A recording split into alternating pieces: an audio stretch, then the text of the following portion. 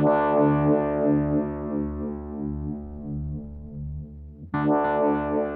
the Tintinnabulation by Hurston.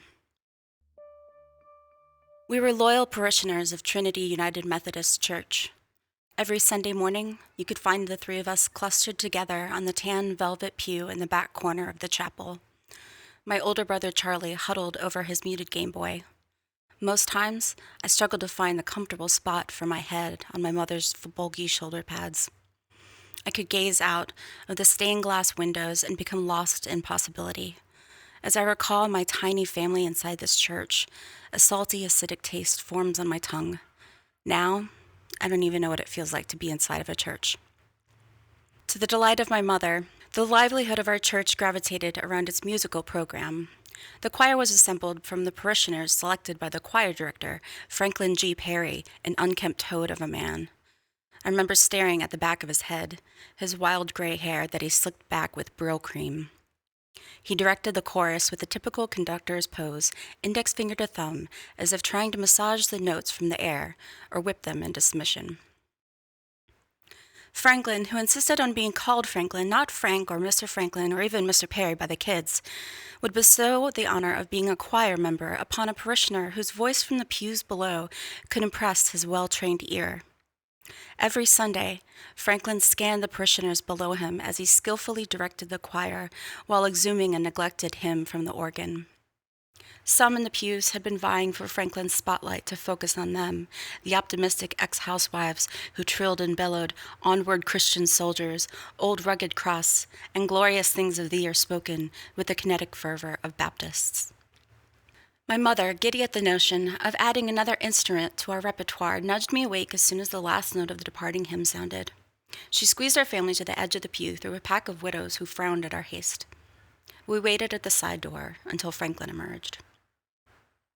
Mother fixed a gnarl in my hair, straightened my brother's shirt, and presented, "Mr. Franklin, I thought I would just let you know," in her warm soprano voice tinted by a faint Southern Virginia lilt, "that Charlie and Lydia have been musicians their entire lives, 8 years of piano for Charlie and 6 for Lydia, and they would be honored to perform in your handbell choir." Franklin had not yet even undressed from his choir robe.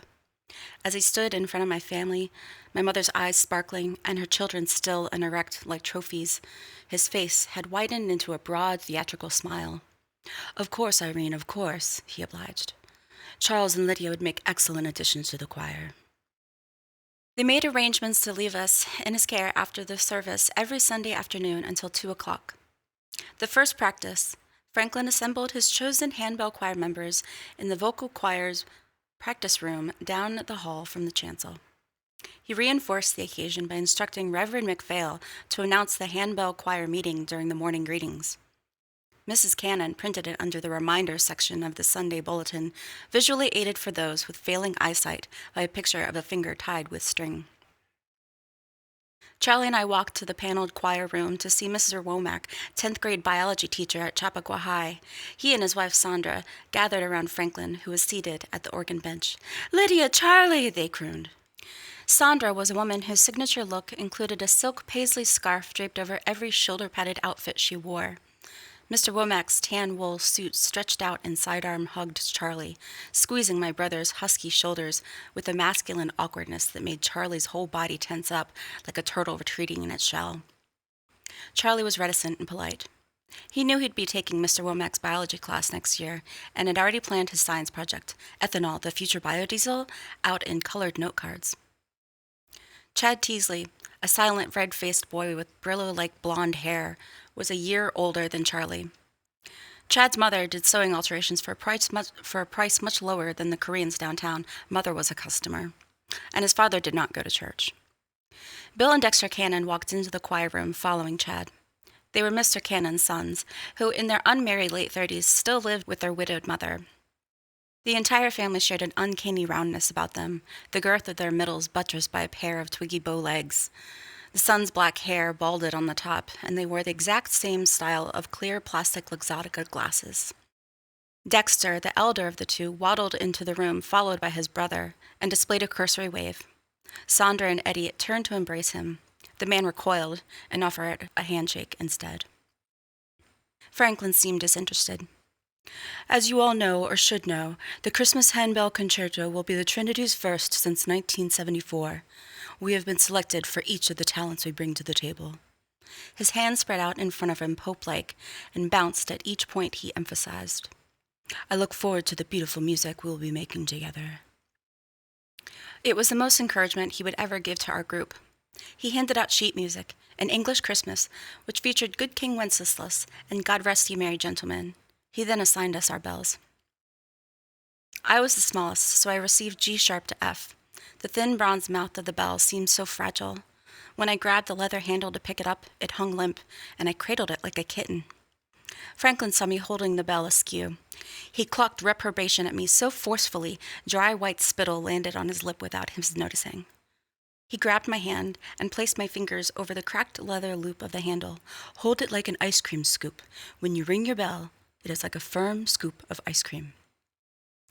Sandra and Chad were to my left, followed by my brother, with his D-flat bell the size of a turkey leg.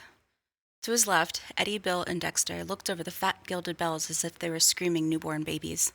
We lined in front of Franklin like cadets. He pushed his weight upwards onto the podium and raised his hands with his chubby index fingers lightly grazing the tip of his thumbs. Let's begin at the D-flat.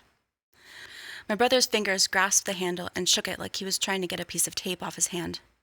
Franklin's face, a shade darker than Chad's, contorted with pinched wrinkles. He leapt off the podium, took my brother's hand, and swung it forward. Like an ice cream scoop, Charles. Every ring is like a scoop of ice cream. My brother, with no other options, swung the bell forward. The first practices were a consummation of our inadequacies. Bill and Dexter, juggling 6 bells between them, struggled to complete the 4th bar of Good King Wenceslas.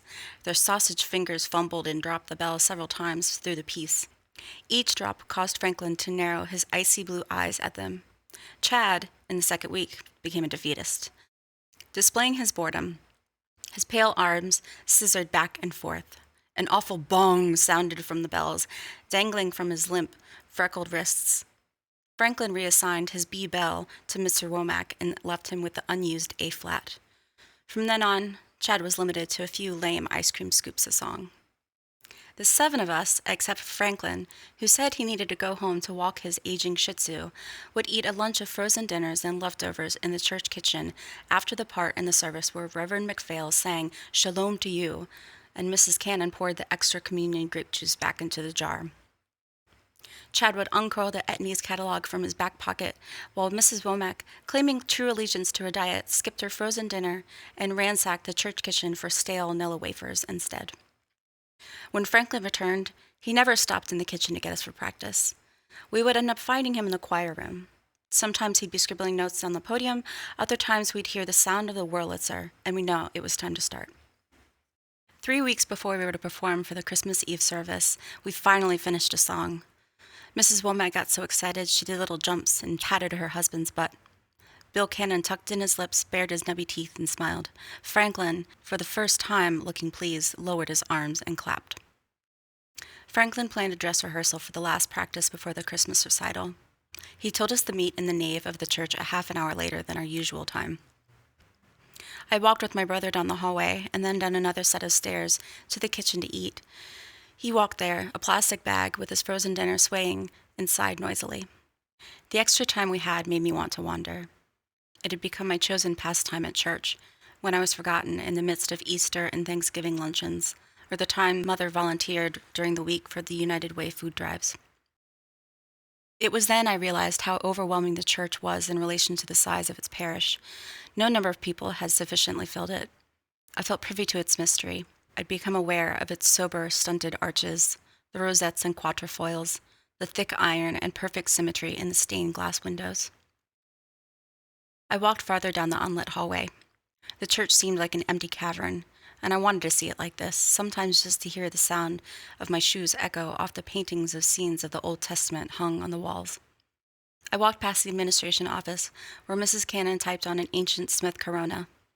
Farther down the low-ceilinged hallway, rooms and doors remained closed and dark. Doors with Aquatex glass windows, which made it difficult to see into, led to rooms that were used to teach the Sunday school that I had skipped.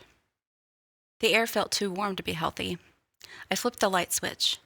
The rooms looked antiseptic when the fluorescents were turned on.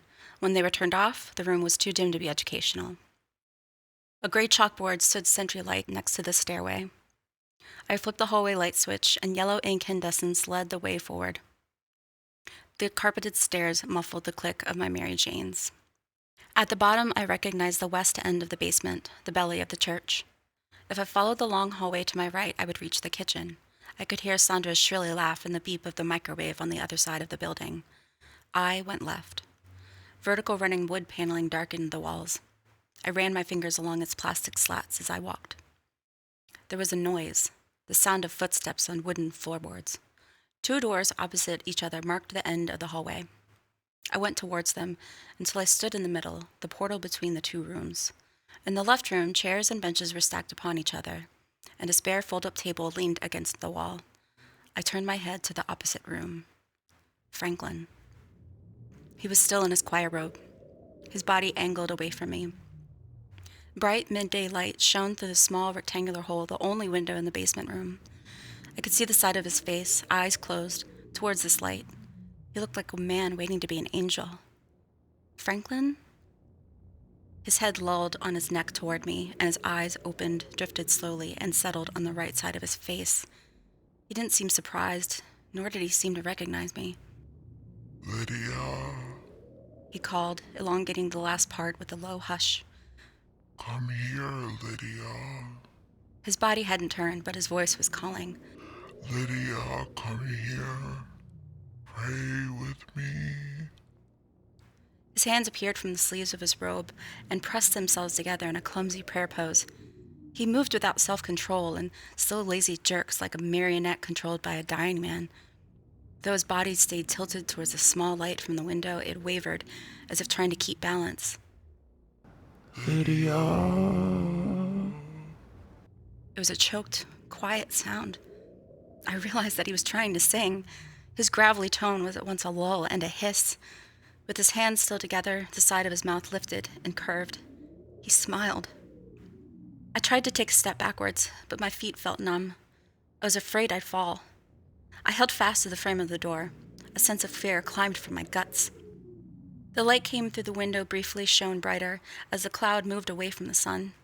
I could see his eyes clearly now. They were no longer the icy blue that cut us down during handbell practice. They were shriveled and black. They looked like raisins in a pool of tapioca. He called out again, this time a question. Lydia. His pale parted lips trembled as he sang. His body shifted and he came toward me. The long choir robe covered his feet. Closing the distance between us, he stepped slowly. The half smile, the black eyes remained on mine while his head rolled slightly back and forth as he came closer with a sinuous ease. The breath in me stopped. When he'd arrived at arm's length, his hands parted, and one reached inside the drape of his robe. He pulled at a small bronze handbell. My handbell. It hung limp in his hand like a dead kitten, and he offered it to me. The mouth of the bell tilted sideways with a tinny ring, and I held back my scream with a fist buried in my mouth. I stepped backwards, then another step, and another, until all I could hear was the sound of my shoes echoing against the walls. As I ran, the only things visible were dark bursts of fog shadowing my vision down the fluorescent lights at the other end of the hallway. Next, the linoleum floor. It was cool against my cheek. I struggled to push myself up. I knew he was there behind me. Shoving my elbow underneath me and turning my head back, I saw nothing but the dark hallway, gray and then black. I wasn't afraid of blacking out as a child. Time, space, and memory all seemed compromised, but that meant nothing to me. As a kid, memory and time were irrelevant. As I got older, the loss of memory became a loss of myself, and it ached like a phantom limb. Every time I came alive after a blackout was no different. The harsh shots of reality, the sensitive to every living thing. Often I awoke to the sting of smelling salts, the ammonia lingering in my lungs for hours. Later in life, I made a comparison that it was like waking up from a drug-addled night of partying. Each time, I ached for my memories to return. After I awoke, I remember arms grasping and voices moaning, whispering, instructing. When I blinked my eyes, faces spotted in and out of my view. They all looked the same. I remembered strong arms, my mother's, lifting me beneath my legs and around my back, carrying me outside. She determined that stage fright had gotten the better of me. She was always prone to anxiety. I overheard her conferring with Reverend McPhail outside our car. My brother and I waited inside as the car warmed up. Wrapped in a tatted afghan covering my coat, I sat in the back seat. Charlie was in the passenger seat, holding his hands against the heat exhaust. "She's anemic, too," she reaffirmed, the cold air turning her excuses into little smoky ghosts, disappearing almost as soon as she spoke them. One time she fell down an entire flight of stairs. She didn't remember a thing. Reverend McPhail shook his head with pity and assured her that the bell choir would be able to continue with the Christmas concert without my performance. Sandra already offered to cover my part of the choir. My brother shot a contemptible look over his shoulder. "What the hell is your problem?" He turned back to the front to put his hands back over the vent, blowing dry, hot air. "We were looking for you forever. Mr. Womack wanted to call the freaking cops. Next thing you know, you're sleeping in your own piss in the hallway." He shook his head again. "Everyone's going to hear about this. You're such a freak." I ignored my brother by pretending to sleep. That image of Franklin with the bell was like a dose of poison, like the venom from an unsiphoned snakebite, indelible. It was part of me. Mother was still outside the car being consoled by Reverend McPhail when my pretend sleep turned to real sleep, and then turned to dreams. I dreamed of a giant church bell, the one from my fairy tale book, the one I had memorized since I was a toddler.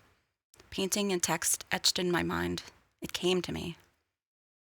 In the fairy tale, the church bell autonomously drove out and killed young and handsome monks, servants, and even kings from its tower. Its evil, the cruelty, was unexplained. The bell crashed out of its wooden beam and plunged deep into the dark forest where it lay, haunted, only employing itself to bode an untimely death. In my dream, I was in that wooded deep alone, with the moss-covered church bell. Trying as hard as I could to stop the ding-dong of the clapper before it killed again, I was trapped and smashed inside its steely, cold mouth. It was the first of many dreams I can neither escape nor explain. The handbell concert was one of Franklin's greatest triumphs. The Christmas Eve service, despite the treachery of an icy sidewalk and stabbing wintry wind, was one of the most populated services in the life of the church. The news spread of a young handbell musician's brush with death as it had been hushed among the Trinity's parishioners, and the head count that evening was immense. My mother and I had barely claimed our seats in our usual pew beneath the balcony.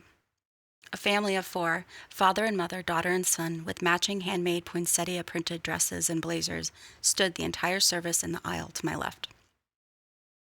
My mother's arm latched around me like a vice. The boy with the poinsettia blazer eyed me. When I caught his eye, he stuck out his tongue, sticky red with half-eaten fireball candies. Reverend McPhail announced the handbell choir's Christmas concerto and offered a moment of prayer for the young musician who so wanted to perform but had fallen ill. The parish closed their eyes, and silence hung like a pall. I stared at the boy with the poinsettia coat until he poked his red tongue out again. His mother caught him doing it, nudged him, and shook her head in disapproval. Reverend McPhail lifted his head from prayer and told us to welcome Trinity's handbell choir and to enjoy their rendition of An English Christmas. Franklin rose from the choir bench beneath him. I memorized the austere look on his wrinkled face. He could have been preparing to deliver a eulogy. Sandra, Chad, my brother, Eddie, Bill, and Dexter single-filed from the chancel to the white cloth table in front of the pulpit. Sandra and Eddie showed the enthusiasm of game show contestants. Bill and Dexter grinned, smug and greasy. Even this event hadn't prompted them to shower. I could see my brother was nervous in front of the unexpected crowd. Next to him, Chad maintained stone-faced apathy. Their white-gloved hands rested on the table just as Franklin had instructed. Franklin proceeded to the stand and turned his back to the parish. He raised his hands upward, indicating the choir to assume their bells. The choir raised them to position. He nodded his head and conducted the 6 of them through Good King Wenceslas with delicate pointed finger slices through the air. I studied the parishioners. The people nodded their heads to the music, and some sang the lyrics that they could remember. Mrs. Cannon, stationed in the front row, beamed and clapped her hands lightly, not in sync with the music. The Dailies, eyes closed and heads bobbing, held hands and whispered amens. Mother gazed at the handbell choir with a serene smile, no doubt feeling the pride of her son's performance. All I could hear was high-pitched howling and wailing. I felt sick, poisoned. Faint rings, those small, dreadful sounds. I wouldn't cover my ears. The bells, they were like victims' cries for help. They lifted higher and higher. The ringing got louder, ascending like spirits above the living. The bells anointed the chapel, they mourned. Rising as if lifted by the wind, the bells howled and wailed. They lifted higher and reached the coffered ceiling. I turned my head to my mother's breast, and she hugged me closer and kissed my forehead. I heard them rebound against each other on the ceiling. Cries, screams, gray, black. And then I couldn't hear anything anymore.